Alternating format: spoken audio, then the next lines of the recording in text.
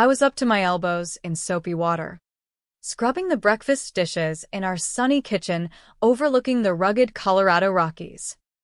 The morning light streamed through the window, casting golden hues on the pine cabinets my husband, Jake, had built himself last summer. Our 6-year-old son, Cody, was sprawled on the living room rug, zooming his toy pickup trucks across the hardwood floor, making engine noises that echoed through our ranch-style home in the outskirts of Denver. Jake had forgotten his phone on the granite counter again before heading out to the barn to mend the fence for our neighbor, old Mr. Harlan. That damn default ringtone blared on and on, the one he swore he'd change but never did. Dad's phone. Mom, Cody yelled without looking up from his red monster truck. I got it, buddy, I called back, wiping my hands on my faded jeans and grabbing the device. The screen flashed unknown caller, which wasn't odd. Jake's carpentry business got random calls from folks needing fixes, especially on lazy Saturdays when people finally noticed their sagging porches or leaky roofs. I swiped to answer. Hello. Jake's phone. Dead air at first. Then, a woman's voice, soft and husky, like she was whispering from under the covers. You left your socks here again. Handsome. My world tilted. The words hung there, intimate and teasing, the kind you say to a lover after a night tangled in sheets. I froze, suds dripping from my fingers onto the floor, waiting for her to laugh it off or hang up. But no. She let out a little chuckle, warm and affectionate, that twisted my gut like a knife. I love you so much, Jake. It hit me like a freight train. I couldn't suck in air. My thumb slammed the end call button, nearly cracking the screen. The kitchen went quiet except for Cody's trucks rumbling in the distance. I stared at the phone like it was a rattlesnake coiled to strike. Socks. She'd said socks. That meant Jake had been somewhere cozy enough to kick off his boots and socks, leaving them behind like it was no big deal. The kind of place with a laundry basket that wasn't ours, where someone else folded his clothes and knew his habits inside out. My mind spun like a dust devil on the plains. Jake ran a small crew fixing homes around the Front Range, always came back dusty from job sites, changing in the mudroom, so he wouldn't track red clay through the house. His socks? Those ended up in our hamper, washed in our machine with Cody's muddy ones. So, whose dryer had been tumbling Jake's socks? I glanced out the window toward the barn, where Jake's silhouette moved among the tools. He was probably tinkering with his saws, oblivious that his wife of 8 years had just caught a glimpse of his double life. 10 years together total, since we met at that country fair in Boulder. Cody was 6 now, which meant this woman, whatever her name was, had been in the picture for most of our boy's life. Maybe the whole damn time. Her voice replayed in my head. You left your socks here again. Again. Like it was routine. Like Jake had a standing invitation to strip down at her place. And that giggle. So full of joy and intimacy. My hands trembled as I clutched the counter, fighting the nausea rising like bile. I felt like puking right there on the spotless tiles Cody and I had mopped together yesterday. Mom, you okay? Cody's voice pulled me back. He peered up with Jake's blue eyes and my curly brown hair, innocent as a lamb. Yeah, sweetie. Just a headache. Go on playing. But I was far from okay. That voice, it nagged at me. Familiar like a half-remembered tune from the radio. I'd heard it before. Somewhere in our life. This wasn't some faceless fling. This was someone from our circle. Maybe a neighbor or a client. The thought fueled a fire in me. A mix of betrayal and rage that made me want to storm the barn and demand answers. But I paced instead, my boots clicking on the floor like a countdown. An hour dragged by, my thoughts churning darker. Every creak from the barn sent my pulse racing. Cody kept glancing over, sensing the storm brewing. "Mom looks mad," he muttered to his trucks. I forced smiles, lied through my teeth, anything to shield him. When Jake finally sauntered in through the back door, wiping grease on his Wranglers, I was at the table, pretending to flip through a ranch supply catalog. My knees bounced under the table to hide the shakes. "Hey, darlin'." He pecked my forehead. Same as always. Like our world wasn't crumbling. Sorry that took forever. Harlan's fence was shot to hell. Termite city. I watched him scrub up at the sink. That familiar ritual now tainted. Was he washing off sawdust or her perfume? "Your phone rang," I said, voice flat as the high plains.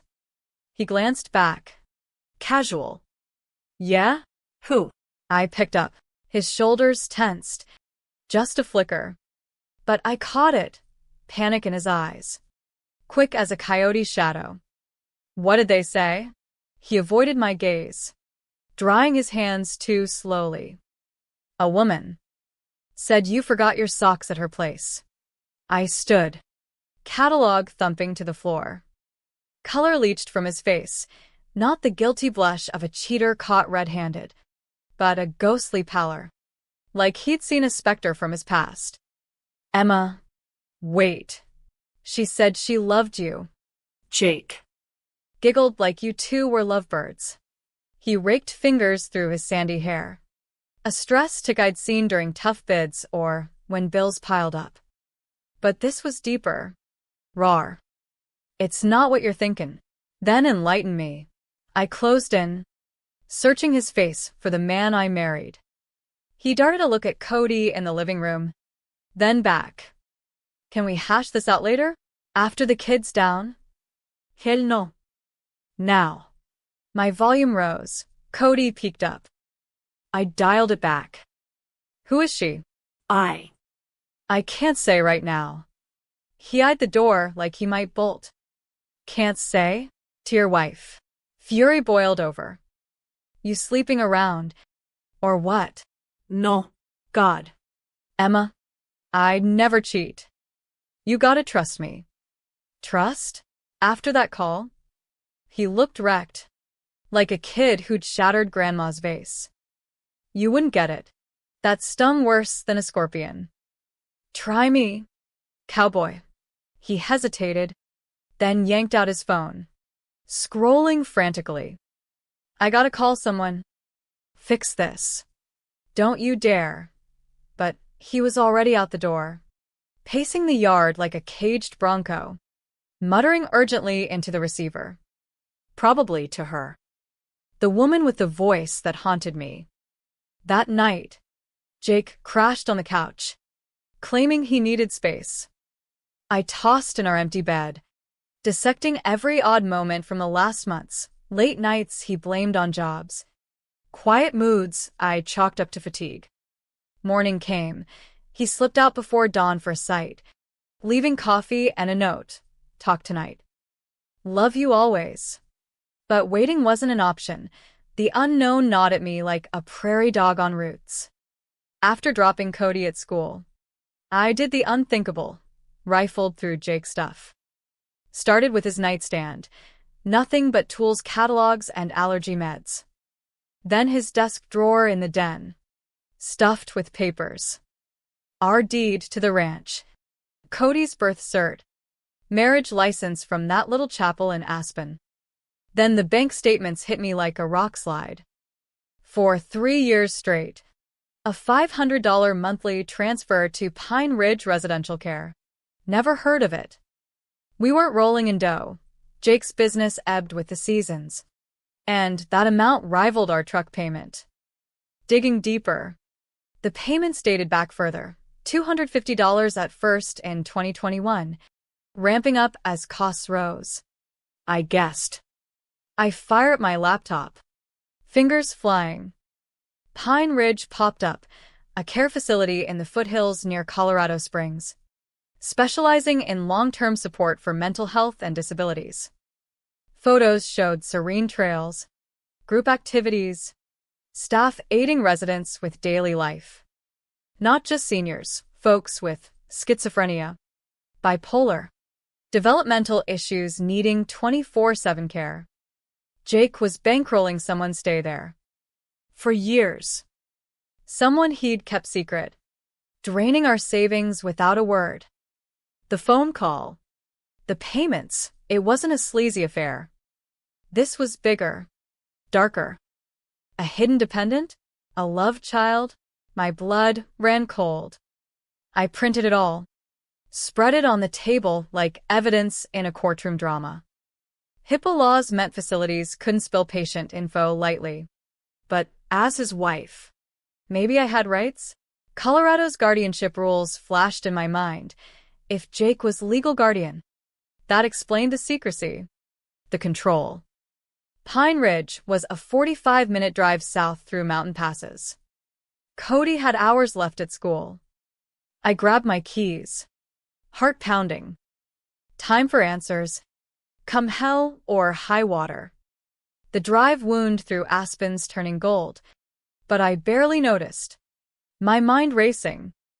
Pulled over once to puke from nerves, then pressed on. Pine Ridge loomed, a low-slung building nestled in pines. More welcoming than expected, with flower beds and benches under sunny skies. I parked, sat gripping the wheel for minutes, watching families trickle in. Finally, I marched to the front desk. Can I help? The receptionist, a warm-faced woman named Carla, smiled. I'm looking into a resident. My husband, Jake Thompson, makes payments here. I need to know why. Her face shifted to professional caution. Mom. Privacy laws, HIPAA, prevent us from sharing without authorization. Please. I just learned about this. As his spouse. Don't I have rights? She typed. Then softened. Jake's a regular. Devoted guy. You're his wife. The implication hit. They knew of me. But I knew zilch. Yes. Who's he visiting? She hesitated. His sister, Olivia. He's her guardian. A sister? Jake claimed he was an only child. Parents gone in a car wreck when he was teen. Lies upon lies. The word sister echoed in my head like a gunshot in a canyon. Jake had a sibling? One he'd buried so deep I'd never caught a whiff in 10 years together? Carla's eyes held sympathy, like she pitied the clueless wife stumbling into family skeletons. I thought. He said he had no family left. I stammered, gripping the desk. She nodded sadly. Jake's been her sole support since she was admitted. Handles everything: meds, visits, bills. We figured his family knew. Family. That word twisted the knife. Can I see her? Olivia? Saw the only approved visitors. Jake's the guardian. He sets strict rules, no one else without his okay. He'd locked me out deliberately. Rage bubbled, mixed with hurt. What's her condition? Why's she here? Carla glanced around, lowering her voice. I can't detail, but it's severe schizophrenia. Onset in her early 20s. She's stable with treatment, but needs structure. Jake's her legal guardian under Colorado law, court-appointed after their parents bailed. Bailed? Not dead? The lies piled up like snowdrifts in a blizzard. Please, I begged. I drove all this way. Just a quick visit. She sighed, conflicted. Visiting starts in 30. Room 214, end of the hall. But if asked, you found it yourself. I could lose my job. I thanked her profusely and sank into a lobby chair, watching the clock tick like molasses. Families filtered in, some joyful, others weary. I wondered what camp I'd join. When time came, I navigated the hall, past rooms buzzing with chatter. Room 214's plaque read, Olivia Thompson. I knocked, heart in my throat. Come in. A voice.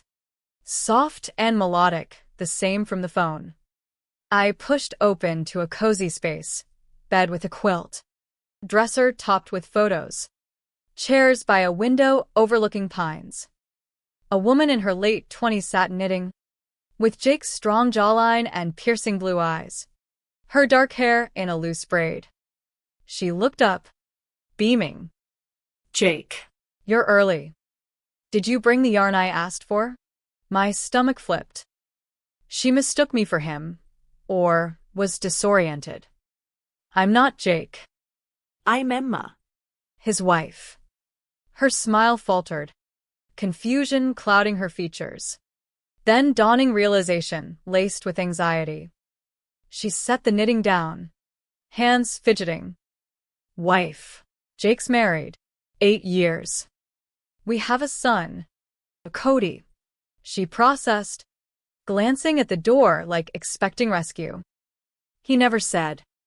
Back when he visited more, he'd mention a girl named Emma, how you two hiked the trails together.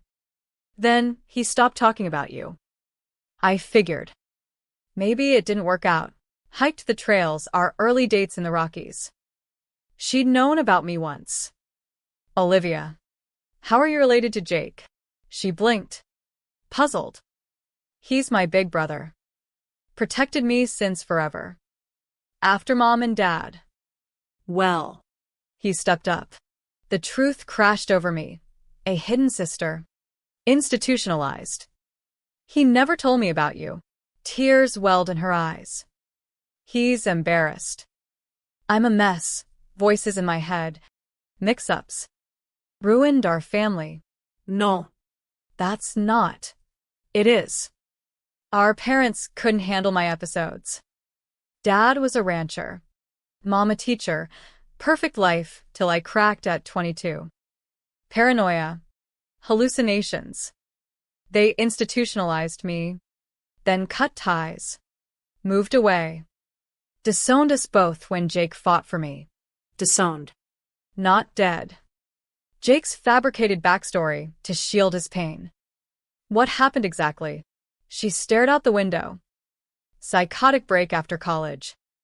Thought the government was spying through the cattle. Lost my job at the feed store. Couldn't function. Jake petitioned for guardianship. Colorado courts granted it since parents abdicated. He's paid ever since. Visits monthly. And the phone call? You said. Intimate things. Her cheeks flushed. Saw the. My brain glitches. Meds help. But sometimes I confuse roles. Yesterday was rough, felt alone. Called him thinking he was. More. Doctors say it's the illness distorting boundaries. It clicked. Not an affair, but a tragic mix-up from schizophrenia. No cheating. Just a brother burdened by secrecy. We talked more. She shared childhood tales of Jake teaching her to ride horses on their old family ranch near Pueblo. Funny, poignant stories that humanized the man I'd thought I knew. But woven in were her struggles, hospitalizations, Maîtrise. isolation.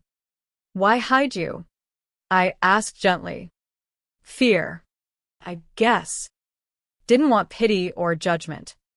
In small-town West, mental health still taboo. Folks whisper about crazy relatives. As I left, promising to return, empathy warred with betrayal. Driving back through twisting passes, I pieced it together. Jake's late nights? Probably paperwork or calls to doctors. Moody spells? Guilt from the financial strain. We'd skipped vacations. Blamed it on the economy. Picking up Cody, I plastered on normalcy. How was school? Chaud. Awesome. We learned about cowboys. At home. Jake's truck sat in the drive. He was at the table, still in work boots. Face haggard like he'd aged a decade overnight. Daddy. Cody tackled him in a hug. Hey, little man. School good. Jake's voice cracked, eyes locking on mine over Cody's head. Run play outside? Mom and I gotta chat. Once alone. Silence stretched like the vast plains. I went to Pine Ridge, I said. He deflated. They called. You met Olivia. Yeah. She spilled it all, your parents. Her condition. The guardianship. He buried his face in calloused hands. Emma, I swear I can explain. Try. Why the hell hide your own sister? Tears tracked down his cheeks. First time I'd seen him cry since Cody's birth. Shame. Not of her, but the whole mess. Parents ditched us when she got sick, said she was too much, packed up the ranch and vanished to Arizona. I was 25, fresh out of trade school. Fought for guardianship in court. Judge saw I was stable. Granted it. Colorado law backed that adults could petition if kin failed. Clear. Legal. But heartbreaking. I wanted to tell you, he continued. But you grew up in that big, loving family, parents who hosted barbecues, siblings who had your back. How do I admit mine threw us away? That my sister's illness might be genetic. Scaring you off, kids.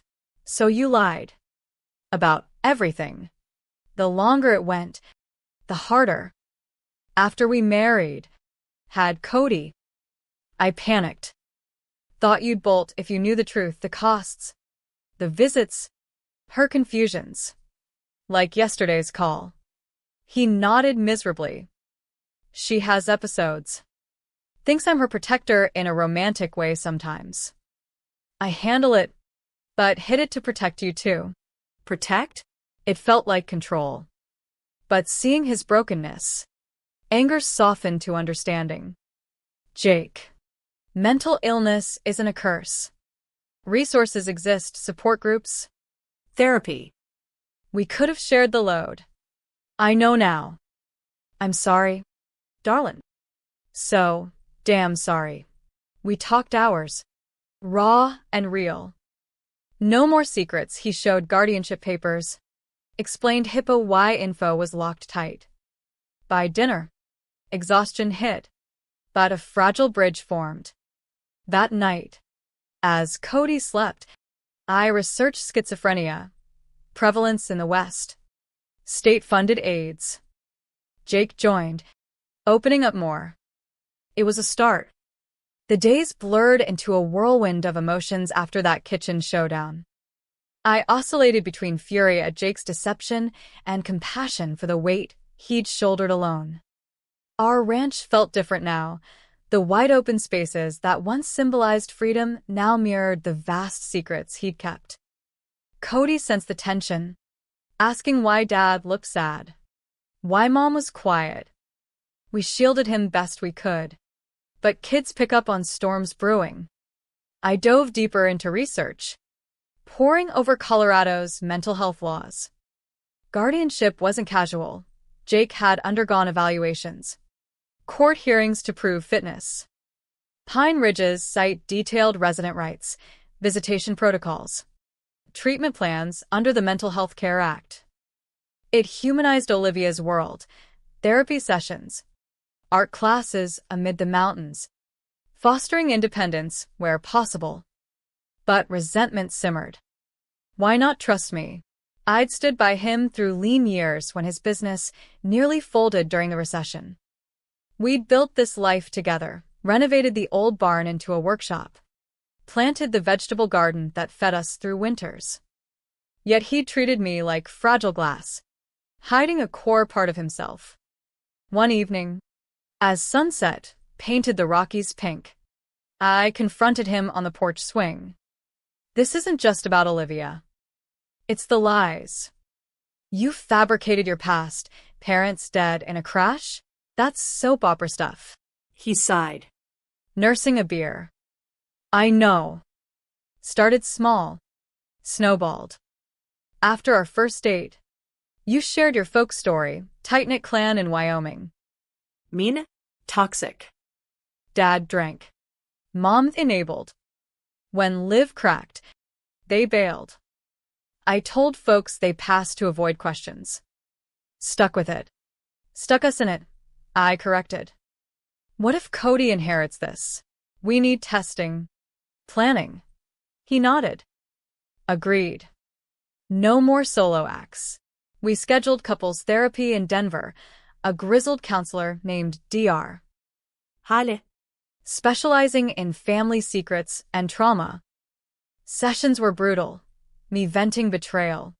Jake unpacking childhood abandonment. In the West, men bottle it up, Dr. Hale said. Cowboy code, handle your own. But it corrodes relationships. Parallel. I visited Olivia alone. Our talks deepened. She shared poetry she'd written, vivid descriptions of mountain hikes she dreamed of. Jake used to take me camping before.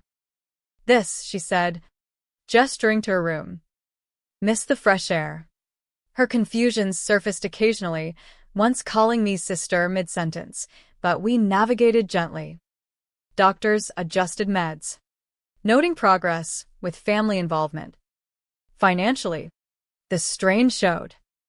Those $500 payments from Jake's overtime, skimping on our needs. I audited our books, suggested state subsidies for low-income guardians. Colorado's Medicaid waivers could offset costs. We applied, lightening the load. But drama escalated when Jake's parents resurfaced. A letter arrived, postmarked Arizona.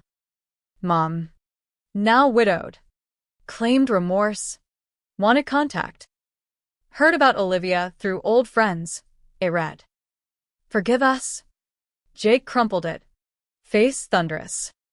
After abandoning us? Hell no. I urged caution. Legally, as guardian, you decide. But maybe closure. It sparked our first post-revelation fight. You don't get it, Emma.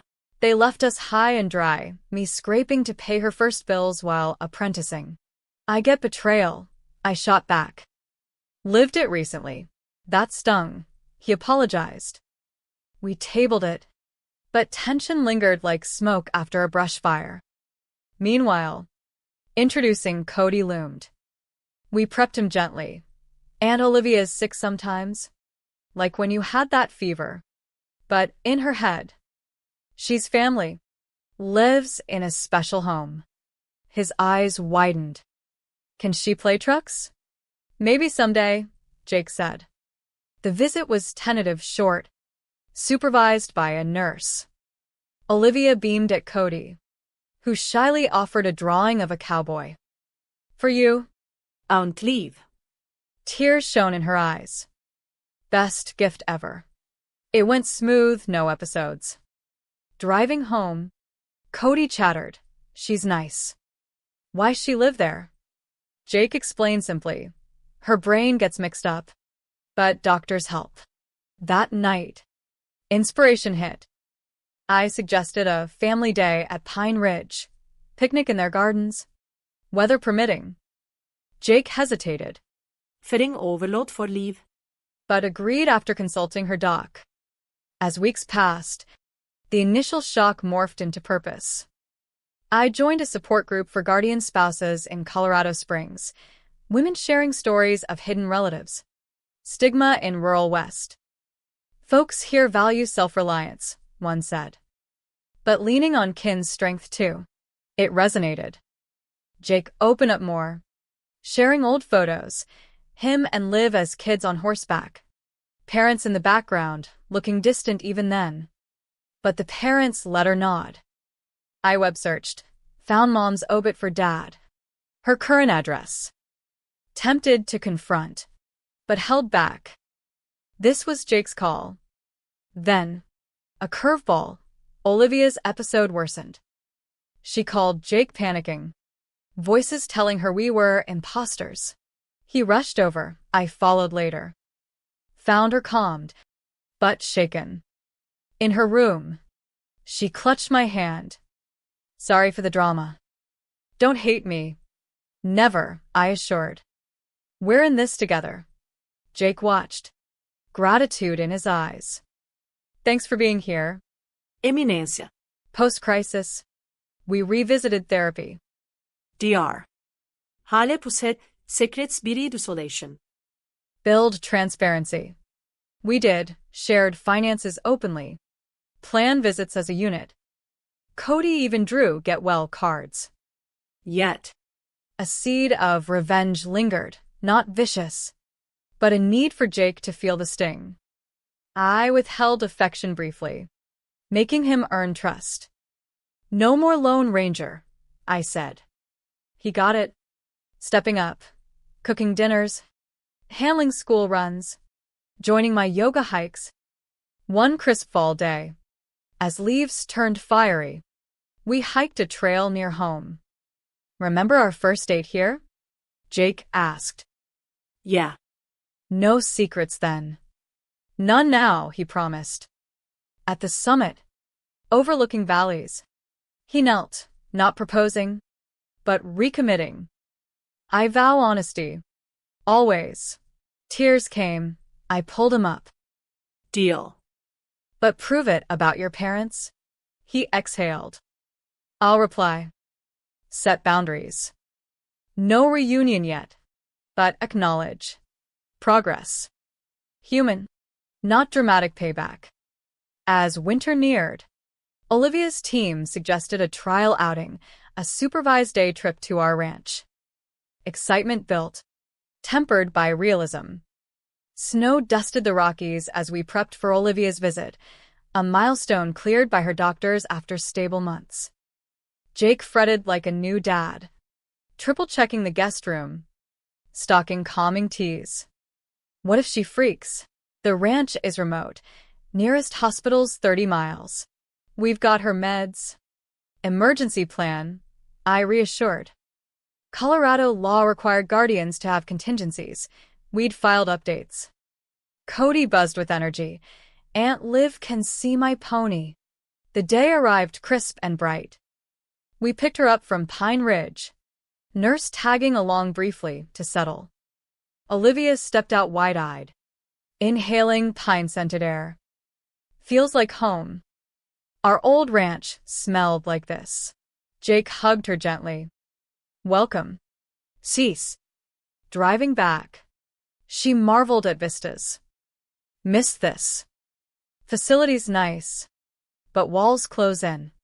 At the ranch, we eased in, coffee on the porch, watching deer graze. Cody showed his trucks. She played along, inventing stories of truck adventures in the mountains. No glitches at first. But midday, during lunch, grilled burgers from our garden beef, Olivia tensed. Those clouds. They're watching. Jake recognized signs. Leave. Med time. She nodded shakily. I guided her inside. Nurse's instructions fresh. Distract. Ground. Feel the quilt soft. Real. You're safe here. It passed quick. She apologized profusely. Ruined the day. Nah, Cody piped. Clouds watch me too sometimes. I tell him to buzz off. We laughed. Tension broke. Afternoon. A short walk on our trails, her first in years. Thanks for this, she told me. Jake's lucky. I was jealous at first, thinking you stole him. Honest? Me too, of your bond. We bonded over that. Sharing sibling tales. Mine with my Wyoming brothers. Hers with Jake protecting her from bullies. Evening. As sun dipped, Jake barbecued. Over s'mores by the fire pit, stories flowed. Olivia opened about her illness. Started subtle, whispers at college. Escalated to full paranoia. But therapy helps unpack. Jake shared his side, felt guilty leaving for trade school. Then parents ghosted, had to adult fast. I added, secrets nearly broke us. But truth mends. Cody yawned. We tucked him in. Olivia retired early. Peaceful. Next morning, she beamed. Best night in ages, no institutional hum. We returned her, promising more. Doctors noted improvement, family integration aiding stability. Back home, Jake and I debriefed. Proud of you, I said.